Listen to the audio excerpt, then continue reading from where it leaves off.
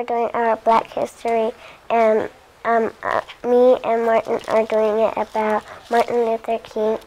And we barely started, but it's fun writing it on the computer because if you write it on a sheet of paper, it'll take you longer than the computer. Because whenever you're on the netbook, you can type in more stuff. The books, and you just have to read in them. They don't give you that much information. Because usually we do our rough draft, and then we do our draft, and then we do our published on the computer, and sometimes we print it, and then we get to put it in the hallway. They know that the community will see that, their parents will see that, other educators in schools will see that, so they take extra time to make it absolutely perfect in their eyes.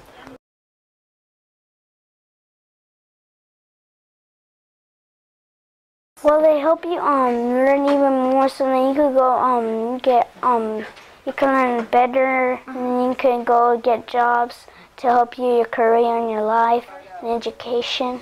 It's fun because then you'll be able to go to college and have an education and get a job. And the skills that they build, interacting with each other, working together, making sure that project is done, is what you do in real life when you grow up. And we're arming them with the tools of 21st century tools at this moment that they will be using in the workplace later on.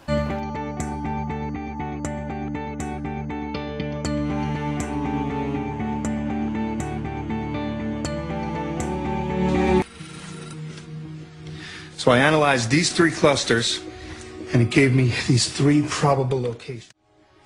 The hot zone equation. Very same. I know. How does this work?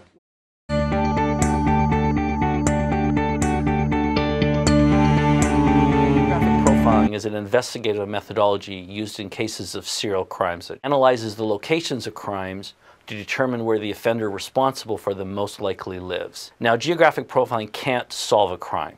There's only 3 ways to do that: an eyewitness, a confession, or physical evidence.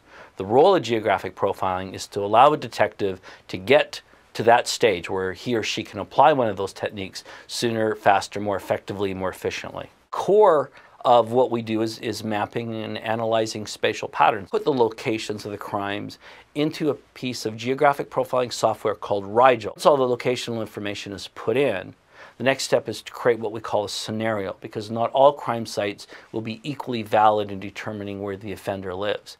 This produces for us a color map, which we call, on a 2-dimensional level, a geoprofile. In a 3-dimensional version, we call it a Jeopardy surface.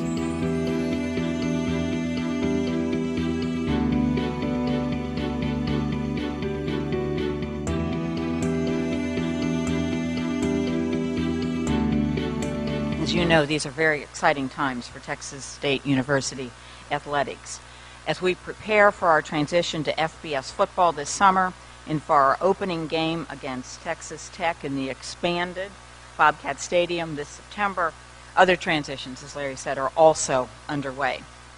But I'm very pleased to announce that as of July 1st, 2013, Texas State University will join the Sun Belt Conference.